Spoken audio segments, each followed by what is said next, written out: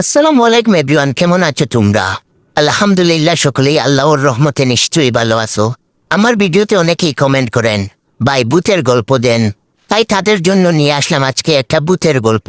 যাদের হার্ট দুর্বল তারা আমার এই ভিডিওটা দেবেন না। সবার উদ্দেশ্যেই একটাই কথা, প্লিজ রাতের বেলা আপনারা কেউ একা একা বাথরুমে প্রবেশ করবেন না। রাতের বেলা একা বাথরুমে গেলে আপনি অনেক বড় দুর্ঘটনার শিকার হতে পারেন। কথাগুলো এমনি এমনি বলছি না। আজকে ভয় পেয়ে মরতে মরতে বেঁচে ফিরছি বাথরুম থেকে। একটু আগে বাথরুমে ঢুকেছি, ঢুকার সঙ্গে সঙ্গেই হঠাৎ করে কারেন্ট চলে গেল।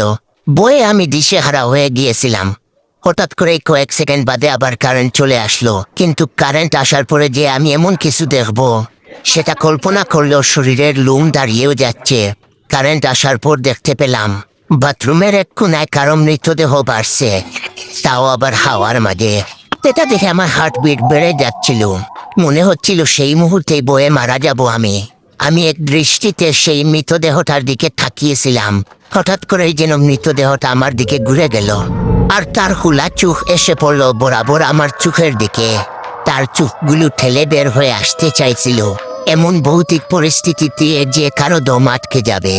অতঃপর আমি এক বুক সাহস নিয়ে সেই মৃতদেহটার কাছে যেতে লাগলাম। যতই বুঝছিলাম ততই হৃদয়ে স্পন্দন বাড়ছিল। যেতে যেতে এক পর্যায়ে সেই মৃতদেহটা অনেক কাছে চলে আসলো।